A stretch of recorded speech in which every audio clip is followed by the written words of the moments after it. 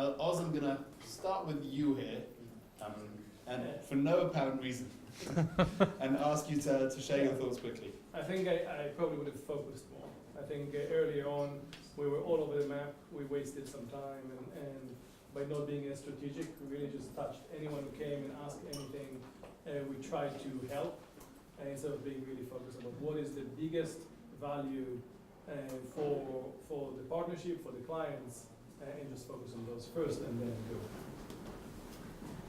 Don't underestimate that what seems very logical to you, that logic just may not work when you're trying to manage change across your peers and counterparts, especially some of the more traditional practicing attorneys.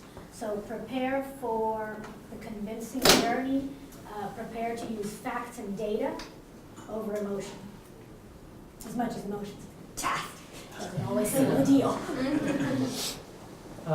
Some of my projects have both been internally sourced and externally sourced. I found that using vendors has been much better for us because internally with the wait time delays, we don't have the expertise internally. Again, like I think most of you are not software vendors that are on this planet. So look at external vendors more. Yeah, I would say be creative. Don't be kind of tied to what you're currently doing in your processes. Don't let your processes necessarily dictate what the technology can do, but see what the technology can do to improve your processes. I think that's the one thing, is embrace the technology to see how better it can do or make your current processes. If I went back 15 years, man, that would be... I would have hair. Right. Well, I'd say take more risk. As lawyers, we are usually risk adverse. We try not to take risk, and it's usually the business owners that are the ones taking the risk. I find that, now I'm taking a lot more risk, and it's a lot more rewarding, and my executive team doesn't expect me to know all the answers, especially when we're getting into fields that nobody knows the answer. These are brand new opportunities for us. So, when you're taking risk, it's okay not to know. It's okay to say you don't know and question what's going on, especially when you have an entrepreneurial mindset.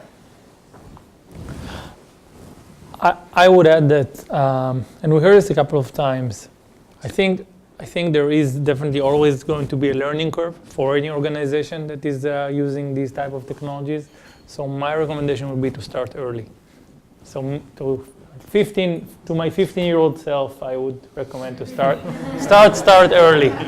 Start early so you can learn and become better as early as possible. Great. I'm going to open this up to the floor. Does anyone have any burning questions? Please. You see a lot of new technology adopted by legal departments of big companies, but you also have those law firms who want to develop software, test software, sell it to their clients. Where do you see who is most ahead, and what are the reasons, in your view, in your experience?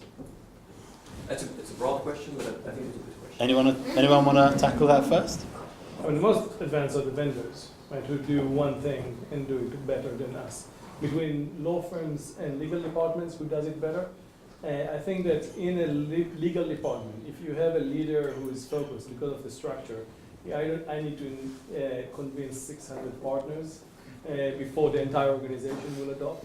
Well, if Lucy's boss says everyone turn to the right, they turn to the right. So I think what we've seen in places like Lucy's organization and other legal departments, that once they have the right mindset, they can move way faster and it's way sweeper.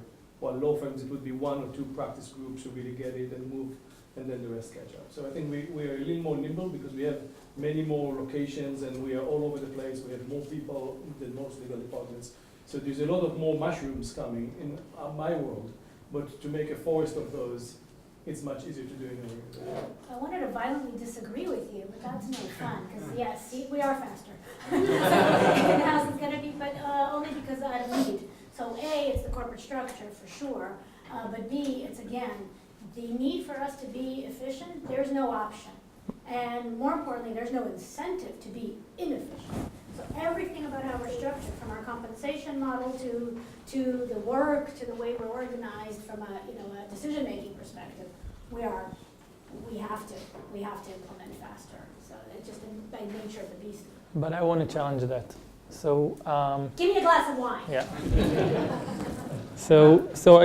I think you guys are thinking about a lot of the companies that maybe are here, where the legal team has their resources and maybe they're part of a tech company like you guys, where you would call someone, I need 5 developers, here you go, they're available to do this work for you. Most companies aren't like that, right? Most companies aren't like that. So on the broader question, definitely vendors, of course, like Oz said, when they come and solve a specific problem, they're much more likely to develop a convincing solution for it. And then perhaps in-house is much faster at implementing, but definitely not in development. Development is a big challenge. My own example is quite opposite you guys. I mentioned that I've been going to this for years, looking at e-discovery solutions. We have not purchased anything. And that's primarily because we don't need to. We're knock on metal, but Bain does not get sued. Our clients do. So we're involved in... Must be nice. By the way, so does law firms. So do law firms.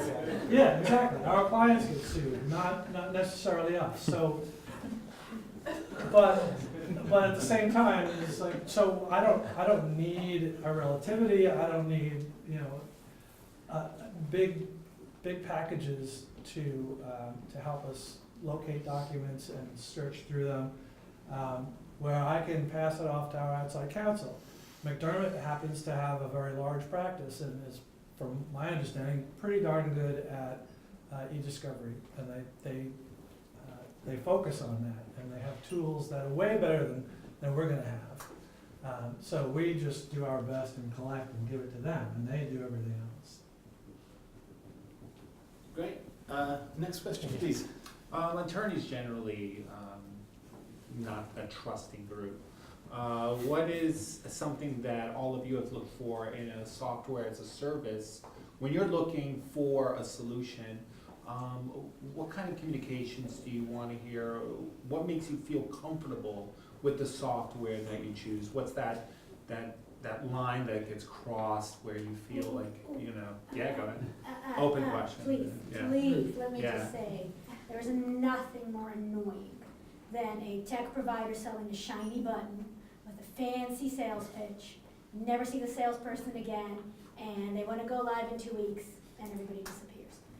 That is an awful experience. So you're right. We're not trusting as a profession, and B, we're not skilled at buying tech. So when I go to my mechanic, $5,000 or $50, I don't know, and I'm going to pay it unless I have my trusty, uncle or somebody with me. So you think about an attorney who doesn't have a slew of technologists behind them, and they're going, I need to do something, and I'm hearing a lot about something, I should buy this shiny thing. That is a trust that needs to be built from that very first engagement. So tech providers, SaaS providers, these technology service providers, they have to build that trust by spending time understanding my business needs, spending time understanding my process, spending time knowing, do I even have the right people? Are they talking to me going, good idea, no idea, cha-ching? Right? Is that their thought? Because that is right? That's the worst company to be in business with. So it's building a trust. So, on the trust side, we have a rule. Any vendor who sends emails to our partners directly, we enter the spam collector, and they never talk to anyone about the case ever. Because we have a team and we want to have a process, and yes, you could do the initial discussion, we'll start doing pitches after we said no, you will be there. I think it's worth mentioning that law firms' sales cycle to a law firm is 3 times the average to the companies we work for. Right? So if normal sales cycle is about 6 months, to law firms is 1.5 years. From the moment we saw LawGeex to the moment we signed, 1.5 years. I think it's pretty lucky that we saw them 2 years ago. Right? But it just takes a long time in law firms' world to get enough people on board. There's a process to get. Well, I talk to lobbyists and government all day, so lawyers are very trustworthy to me. I'm strictly a numbers guy. So when it comes down to processes and what they sell me, it could be, like they're saying that, shiny object over here. Well, I mean, show me what the numbers are. Show me how it's going to help me. You know, give me the exact numbers and let me do a test run. I always say, look, we're going to do a year, or we're going to do 6 months, or we're going to do, you know, a few months at a severely reduced cost to make sure it actually makes sense. Most people say no. And I think if that's the case, then they're not confident in their product. The ones that do, we use for a long period of time. So if they're willing to go at a discount for you, that shows me that they're very confident in their product and they know that the numbers make sense. I'd add one other thing. I think it starts before you actually look at the software. So I think there's a few things to look at. One is, you know, being able to verbalize to your senior leadership, either within your legal department and within the businesses, about the types of things that you are doing in the legal department, as well as what are the things that your businesses need. What are they seeing as they work with you that would make their work easier? And I think once you build that relationship, then when you go out or some salesperson approaches you, then you know basically the things that you want to solve, and you can kind of line up to see if what they're selling matches with either what you need within your legal department or what you need within the business that's going to help between you and your businesses to get that work done. So I think a lot of pre-work happens before you ever even talk to a salesperson. And most of the product that we buy, we are not approached by a vendor. We heard about it through our network. And to answer your first question, what would we have done differently? I think I would have expanded my networks outside of the legal world earlier, because a lot of good ideas come from the way hospitals operate or the way fintech are doing things. And so I think, and through collaborating with our clients, we get way closer to all those other industries and learn about what works and what can be applied to our problems. I'm going to take just one more question so that we can wrap this up on time. Maybe two if you guys can answer quickly. Yeah. And then again after that, I strongly encourage anyone to stay around. We're here till at least 9 o'clock. I'm happy staying to the early hours of the morning talking about LegalTech. Yes, that's how much we are. Anyway, please go ahead. This might be out there, but has anyone thought about, if you're talking about really being more efficient, right, fundamentally changing the contract itself? For instance, right, like, we just wrote a book on contracts, and nobody would read it if you did this, but basically, like, if you had to start from scratch, right, and you wanted to do your own contract, right, you probably wouldn't have this whole consequential damages thing that involved like some widget like 20 years ago that was delayed. You wouldn't have that term because nobody even knows what that means. And you probably would set it up where you have the commercial terms up front that are easily checked by your business partners. You might have like your risk terms a little bit differently, and you probably would have a lot more plain language than legalese. So in theory, if you really want to get to that point where law can be more efficient and you can use technology, just in theory, you could change the language and adopt a more plain language. So you're talking from passion, and if you use the data that companies like LawGeex collect, that's the way you're going to be able to make that change. If you use the data that's going to show the redlining and the deviations and the standards that most companies end up falling to, and you give a beautiful story of a 90% case that this is what happens, or jurisdiction has here, or consequential damages falls here, that is how you're going to get to where you are. But I'm afraid we can't just get there by appealing to the higher calling of we should stop redlining everything. But it's happened, market standards become all the time. And so I bought my apartment, my biggest personal investment ever, was a 2-page Xerox. And then we just put date and like 3 other clauses because there is market, and that's market. And in New York City, there are 3 forms, choose one of them, and that's it. We don't negotiate. And the same happens with many industries. And yes, those technologies are showing and helping to show what is market and what's not, and therefore the process will, not because people want, because technology will make it so much easier to understand. Let's just talk about what matters. Because we all know that in this kind of transaction, when I have more bargaining power in this industry, blah, blah, blah, this is standard. So now let's talk about what matters. I'm going to run out one more question, but I'm going to quickly remind the panel that you're all that's holding them between the open bar. So, go ahead. Sure, I'll keep it short. So this is for Augie and Lucy. So I'm sure, I know your organizations do a lot of M&A, and I thought it was really interesting recently that Davis Polk, this big fancy white shoe firm like White & Case, is now automating their M&A deals with Kira systems. There are a lot of them, the routine ones. And I'm curious to see what you guys think is the future of that part of contract review. So what we do what Kira and Luminance and a few other solutions do fairly similar. And what we do is it helps with the due diligence review. It doesn't help with the negotiation, the M&A. The M&A process still happens the same. Basically what we did, we copycat what we do in e-discovery, review many documents, categorize them, identify and tag them, and help the process for the lawyer who needs to do, say, I can tell you the change of control provisions here, they're none there, this is a real estate agreement. It just makes it easier, right? And so our lawyers are way happier, our clients are way happier, the process is way faster, and that's how it's going to be. There won't be a lot of hundreds of thousands of hours reviewing documents that we don't need to. And as we get to more standards, it will be how level of deviation for which provision, we're going to get more sophisticated on that. But it's coming. Anything computers can do, computers will do. It's the next discovery. M&A is the first obvious place to start with contracts. I'd say that's the easier part for AA to battle with and win.